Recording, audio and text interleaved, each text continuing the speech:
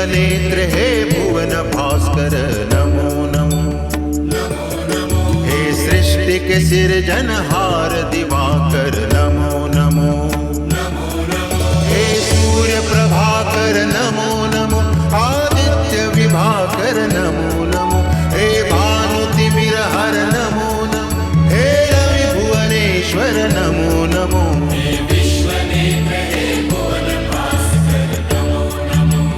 नमो नमो। सृष्टि के सिरजनहार दिवाकर नमो नमो। ओम सूर्याय नमो नमः। ओम सूर्याय नमो नमः। ओम सूर्याय नमो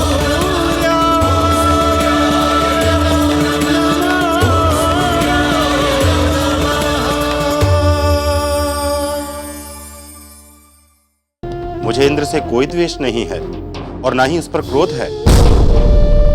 मुझे इस बात का भी भरोसा है कि उसे अब तक अपनी भूल का ज्ञान हो चुका होगा। जाओ, पहले तुम उसे भीतर लेकर आओ, फिर मैं तुम्हें तुम्हारी प्रार्थना का फल दूंगा। ऋषिवर कश्यप, देवी अदिति, मुझे बहुत प्रसन्नता है कि आप जैसी दो महान विभूतियां आज मेरे आश्रम में पधारी हैं। हमारा सौभाग्य है कि हमें आपके दर्शन करने का अवसर मिला महामुनि दुर्वासा। किंतु दुख इस बात का है कि इस भेंट का कारण इंद्र की एक भूल बनी। इंद्र के जीवन में जो भी घट रहा है उसके लिए आपको दुखी होने की आवश्यकता नहीं है ऋषिवर। ये तो नियति का लेखा है। उसके जीवन में वही हो रहा है जो नीति को स्वीकार है। किंतु महामुनि, नियति ऐसी राह पे क्यों चल रही है जो संसार के लिए शुभ नहीं? आप तो स्वयं महाज्ञानी हैं देवी अदिति। आपके इस प्रश्न पूछने का तो केवल एक ही अर्थ हो सकता है कि आप मेरी परीक्षा ले रही हैं। देवी अदिति, नियति कभी भी संसार के लिए अशुभ मार्ग पर नहीं जा सकती। नियति में जो भी निर्धारित है उसमें कहीं ना कहीं संसार का कल्याण ही छिपा होता है। यह बात और है कि मनुष्य की क्षुद्र बुद्धि महती की योजना को समझ नहीं पाती। आपका कहा एक एक अक्षर सत्य है मुनिवर। ये जो हो रहा है उसमें कहीं ना कहीं संसार के कल्याण की योजना छिपी है। दुख की बात तो यह है कि पुत्र इंद्र इस योजना में फंस गया। भूल तो उससे हुई है और हम सब ने उसे चेताने का बहुत प्रयास किया। सभी ने मुझे चेताने का प्रयास किया था, किंतु मैंने ही किसी की नहीं सुनी। जो हो गया वो हो गया स्वामी। अब महामुनि दुर्वासा आपको बुला रहे हैं, चलिए। चलो।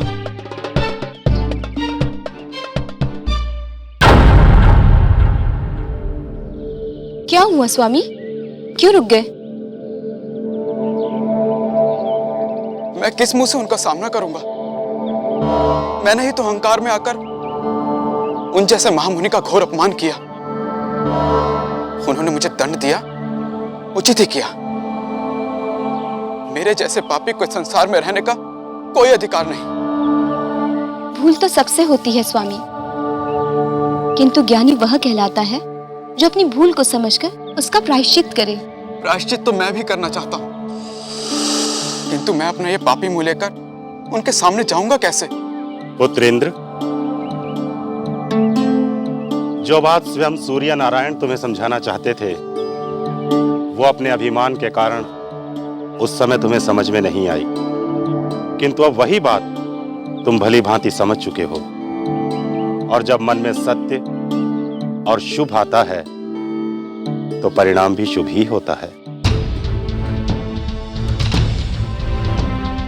मैंने बहुत बड़ा पाप किया है मुनिवर, मुझे इसका दंड मिलना ही चाहिए। दंड तो तुम्हें भोगना ही होगा।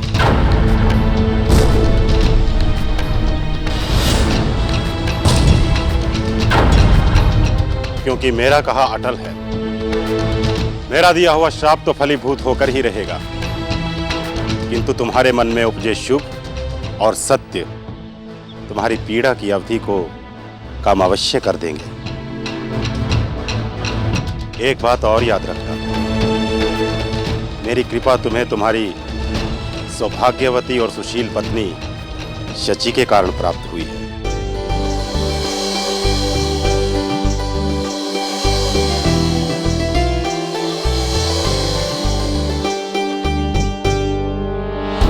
माँ, आप इतनी तीव्र गति से चली जा रही हैं। लगता है आपको बहुत शीघ्र कहीं पहुंचना है। वो कौन सा स्थान है? हम कहाँ चले जा रहे हैं? वहाँ जहाँ जाने का अवसर लंबे समय बाद आया है। किंतु वो स्थान है कौन सा माँ? जब तुम वहाँ पहुँच जाओगे तो स्वयं ही जान जाओगे कि वो कौन सा स्थान है। किंतु माँ, हम अभी जानना चाहते हैं, बताओ ना। क्या तुम दोनों को ये लग रहा है कि मैं तुम्हें किसी भयानक स्थान पर ले जाऊंगी या फिर तुम्हें किसी संकट में फंसा दूंगी? डर क्यों लगेगा माँ? हम दोनों को किसी से डर नहीं लगता। तो फिर चुपचाप मेरे साथ चले चलो। पूरे संसार में महामुनि दुर्वासा अपने क्रोध के लिए प्रसिद्ध है, किंतु आज तक किसी ने उनसे ये नहीं पूछा कि आपको इतना क्रोध क्यों आता है। अब और कहीं जाने की आवश्यकता नहीं। मैं तुम दोनों को लेकर जिससे मिलने जा रही थी वो तो स्वयं ही मेरे सामने आ गए। उनकी तो छवि ही ऐसी है। आप भी तो स्वयं कह रहे थे कि उनके पास जाने का कोई लाभ नहीं होगा। मैंने भी केवल उनके स्वभाव के बारे में सुना ही था, किंतु आज जो भी हो रहा है पुत्रेंद्र के साथ वे नियति का खेल है। देवी अदिति, आपकी बहन।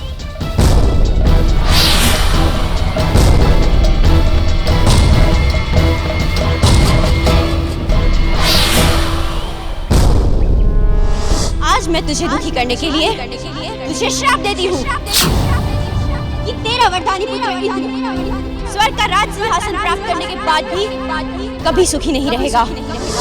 स्वामी कहते हैं कि पुत्र इंद्र के जीवन में जो कुछ घट रहा है या घटने वाला है नियति का खेल है, किंतु इसमें कहीं ना कहीं हमारी बहन दीति के दिए श्राप का भी तो प्रभाव है। मेरी प्रिय बहन अदिति, मेरे साथ कपट करने का परिणाम देख लिया ना। आज तेरे पुत्र इंद्र के जीवन में जो कुछ भी हो रहा है वो मेरे श्राप का परिणाम है। मेरे श्राप का। भविष्य में याद रखना, कभी भी मुझसे उलझना मत, अन्यथा तेरे जीवन में और भी कुछ अनर्थ हो जाएगा। देवी दीति, दूसरों से अकारण उलझना आपका स्वभाव है, देवी अदिति का नहीं। जब से हमारा विवाह हुआ है मैं तब से देख रहा हूं आप निरंतर देवी अदिति से उलझती आ रही हैं, उन्हें चेताती आ रही हैं, उनका अपमान करती आ रही हैं। आपका व्यवहार देखकर तो ऐसा लगता है मानो आप बचपन से यही सब करती होंगी। आप गलत समझ रहे हैं जी। ऋषि कश्यप, आप मेरे पति हैं, मैं आपकी सर्वश्रेष्ठ पत्नी हूँ। ऐसे में यदि कोई स्त्री, चाहे वो मेरी बहन ही क्यों ना हो, यदि मुझे आपसे दूर करने का प्रयास करती है तो क्या मैं उसके चरण धोकर पीऊंगी?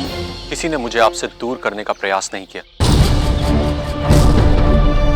यदि आप मुझसे दूर हुई हैं तो केवल अपने आचरण के कारण। इसका दोष देवी अदिति पर डालकर आप दोष मुक्त नहीं हो सकती। ऋषिवर, इस चुड़ैल ने आप पर कोई मंत्र पढ़कर आपको सम्मोहित कर लिया है। इसी कारण आपको हर बात में मेरा ही दोष दिखाई देता है। यदि आप इसके सम्मोहन से बाहर निकलेंगे तब आप जानेंगे कि मेरा सच्चा मूल्य क्या है। मैं कोई बालक नहीं हूं देवी दीदी कि किसी के भी बहकावे में आ जाऊं। प्रभु ने मुझे आंखें भी दी हैं और बुद्धि भी। मैं जो भी धारणा बनाता हूं वे केवल अपनी बुद्धि के आधार पर, किसी के बहकावे में आकर नहीं।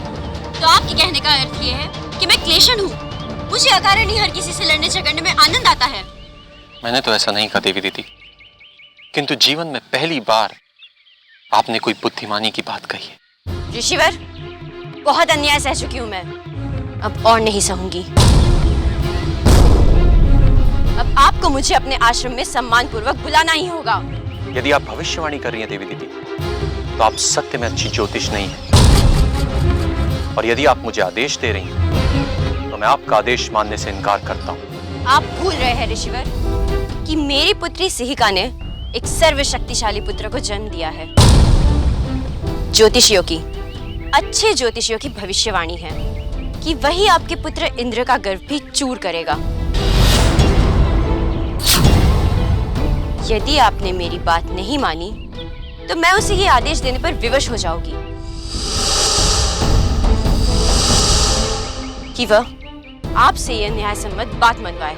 अब यदि आपने एक भी धमकी और कलेश भरा शब्द अपने मुंह से निकाला, तो मैं केवल आपको नहीं, अपितु पूरी असुर जाति को श्राप देने पर विवश हो जाऊंगा।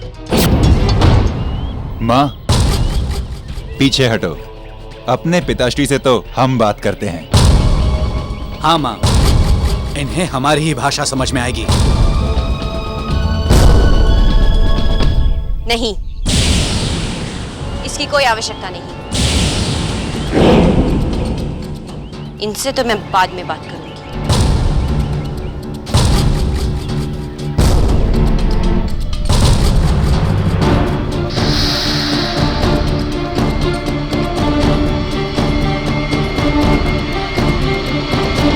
ओम नमः शिवाय स्वाहा स्वाहा ओम नमः शिवाय स्वाहा स्वाहा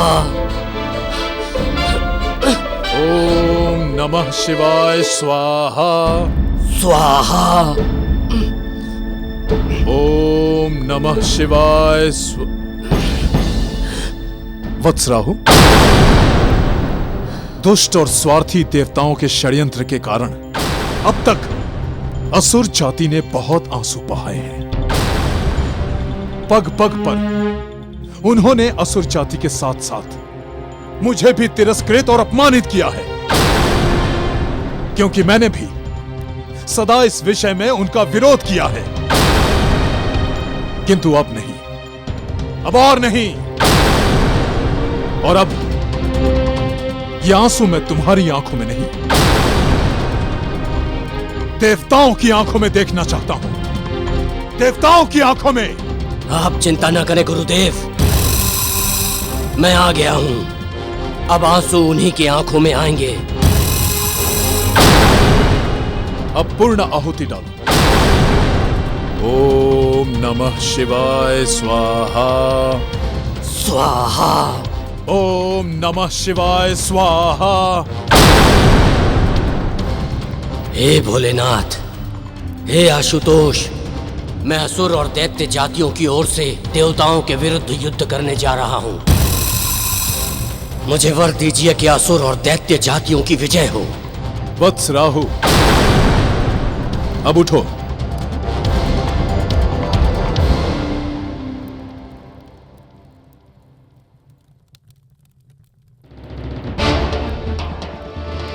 असुर सेनापति, अब तुम स्वर्ग पर आक्रमण करने के लिए अपना अभियान आरंभ कर सकते हो, क्योंकि अब स्वयं भगवान शिव तुम्हारे रक्षक और सहायक हैं।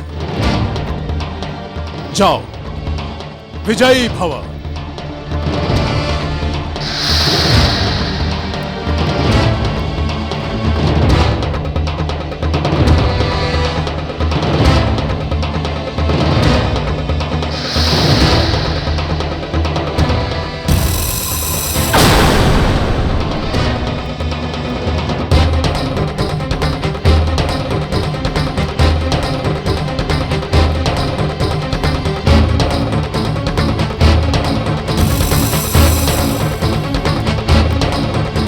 जाओ पुत्र, जाओ।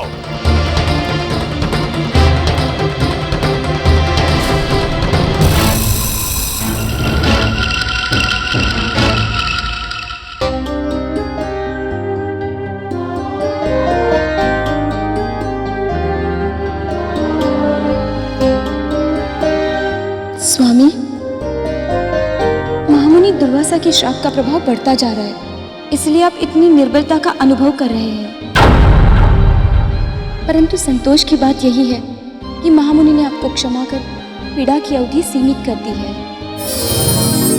देवराज इंद्र को हम सबका प्रणाम। पवन देव, वरुण देव, अग्निदेव, आप तीनों इस समय यहाँ पर? देवराज, असुर सेनापति इस समय अकेला पृथ्वीलोक पर आया है। हमें इस अवसर का लाभ उठाकर उसका वध कर देना चाहिए। यदि राहु बिना शत्रु भाव के उपस्थित हुआ है तो उस पर आक्रमण करना उचित नहीं होगा। क्या राहु युद्ध की भावना से पृथ्वीलोक पर आया है? ये तो हमें पता नहीं देवराज। तो पहले इसका पता लगाना आवश्यक है। एक बार मुनिवर नारद ने मुझसे कहा था कि जो शत्रु भाव से ना आए, उसके प्रति शत्रु भाव रखने से शुभ शक्तियां प्रसन्न नहीं होती। तो फिर हम इस बात का पता लगाएंगे, किंतु ये तो निश्चित है, आज नहीं तो कल असुर अपनी सेना के साथ स्वर्ग पर आक्रमण करेगा। महामुनि दुर्वासा से जो मुझे श्राप मिला है, उसके बारे में तो ज्ञात होगा ही, अर्थात ज्ञात है। उस श्राप के कारण इस युद्ध में हमारी पराजय तो निश्चित है, किंतु अभी से हम सूर्य भगवान की आराधना करके अपने जीवन और सम्मान की रक्षा कर सकते हैं। तो फिर शुभ काम में देरी कैसी? चलिए चलकर भगवान सूर्य देव की आराधना करें। आप ठीक कह रहे हैं। हाँ चलिए। हाँ चलिए। चलिए।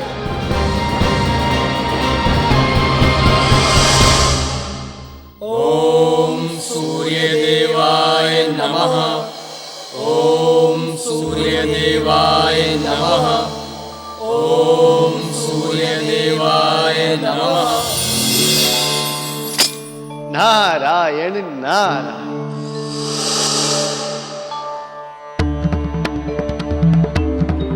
कल्याण मस्त। देवर्षि नारद, आज आपका आगमन कैसे हुआ? मुझे लगता है कि इंद्रादि देवताओं की आराधना ने आपका भक्ति भरा मन प्रसन्न कर दिया और आप उन्हीं की कल्याण की कामना लेकर सूर्यलोक में उपस्थित हुए हैं। नारायण नारायण, आप तो सर्वज्ञानी हैं प्रभु, सब कुछ जानते हैं। आपके आगे कुछ कहने की आवश्यकता ही नहीं पड़ती। प्रभु, देवताओं पर कृपा करें। देवताओं के प्रति आपके हृदय में जो चिंता हो रही है, वह यह दर्शाती है देवर्षि कि आपका हृदय परोपकार से भरा हुआ है। मैं आपकी भावना से अति प्रसन्न हूं, किंतु मैं एक सत्य का पहले ही घोषित कर चुका हूं कि मेरे इस इच्छा संसार में पूर्ण निर्धारित नियति घटकर ही रहेगी।